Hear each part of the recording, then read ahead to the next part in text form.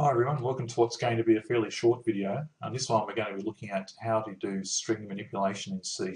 Just an introductory one.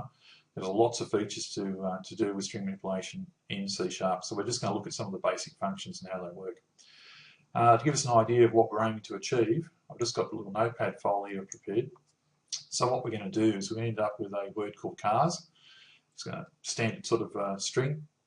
And we're going to look at how, in the first example, we can remove the letter S to leave us with car.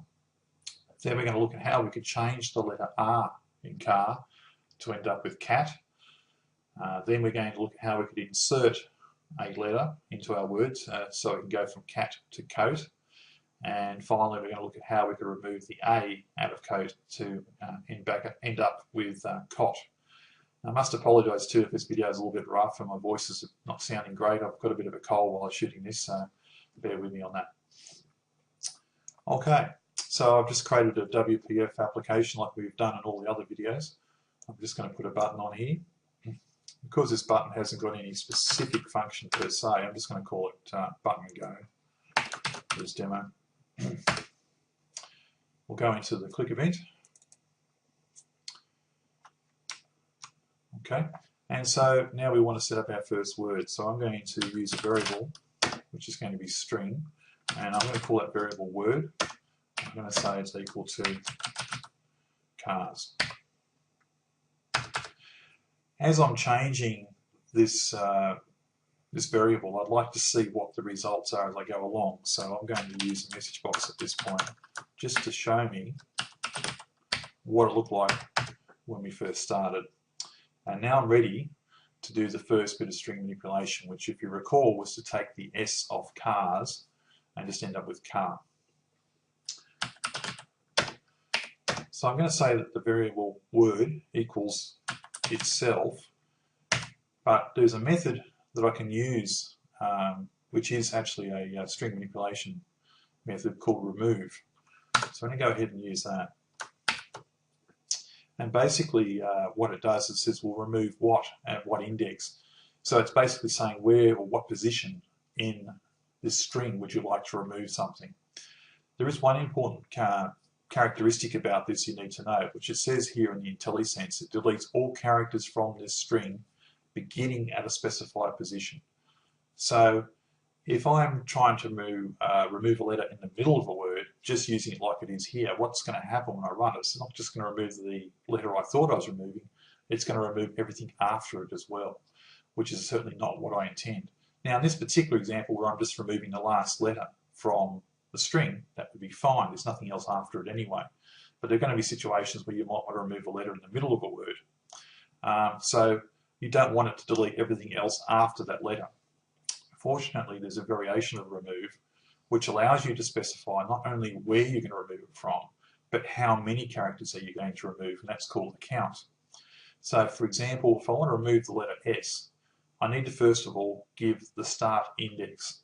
The start index, like a lot of things in .NET, starts counting at 0, not at 1. So if I look at cars, I can see I've got 0, 1, 2, 3. So position 3 is actually the letter S. I'll put that in and then put a comma, and I can also specify the count. That is how many characters I'd like to remove. Well, I only want to remove the one letter, so I'll put 1 there as the answer. Okay, that's all I needed to do to remove that letter from the string. Let's go ahead and do another message box just so we can see the changes. Alright, looks good, so I'll press F5 and we'll see what happens. Click on go. There's our original string of cars, and here's our new one of car. So far so good. Let's go back to our notepad for a moment, see what our next step is. So we've done the first, taken cars and replaced it with car. Now we want to actually take the letter R and not delete it or remove it, we actually would just like to change it to T, to make cat. So again, we'll have a look at that. There's a really cool feature here for doing things like this called replace. So I'm going to use that one. And replace works on a character. It can work on a whole word, but we're going to use it on a character here. So it says, what's the old character that you're looking for? Well, I'm looking for the letter R. And what's the new character I'd like for it? And that's going to be the letter T. So that's all I need to do to use the replace. Now be aware, the replace isn't fussy about where it swaps the letters out. So if you had more than one instance of the letter R, for example, it's going to swap them all out and replace them with the letter T. Maybe that's what you want. There's going to be situations where that's not what you want. So you'll have to think about where it's appropriate to use replace. Let's go ahead and do another message box so we can see what happens.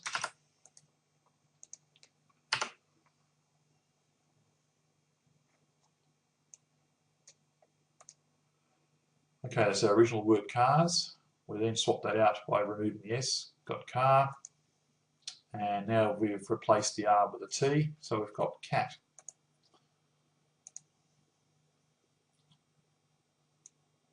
Let's go back to our notepad for a moment. You'll see now that we're at cat, our next step is we'd like to insert the letter O, so we end up with the word coat.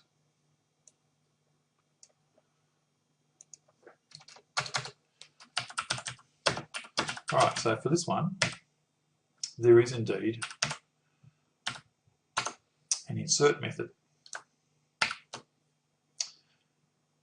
And insert's very easy to use. First of all, it tells you whereabouts would you like to insert it using our index again, which again starts at 0.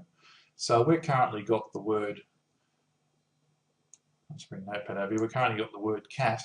We want to put the O in as the second letter. So counting from 0, that'll be 0, 1.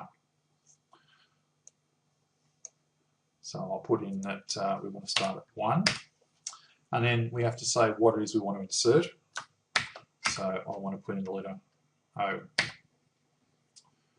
that's it.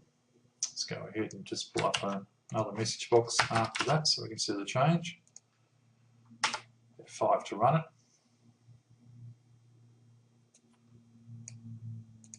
Go. So we go from cars to car to cat and a new change to coat. As you can see so far, it's actually pretty easy to use these string manipulations, so they're quite handy at times and they're easy to get your head around. One more to go, which is we want to remove the A from coat and end up with cot. Now we actually used this method a little bit earlier in the code. So hopefully you can see where I'm going to go with this one. So it's going to be word, oops, sorry, remove again. And again, if you remember this one, I used a second variant of it. So what I want to do is look at what the starting index is going to be. So again, if I pull my notepad over here just for a moment to remind us, we've currently got coat. I want to remove the letter A. So starting at 0, that's 0, 1, 2. So position 2 is where the A is. So I'll put 2. And the count is how many letters I'd like to remove, which is 1. And again, we'll do a message box just to see what our change looks like. F5.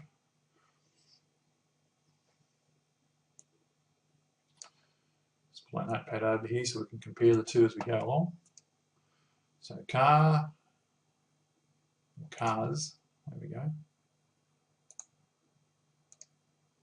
Car, cat, coat, and cot. And that's it. I hope you found the video useful, and we'll see you on the next one. Bye.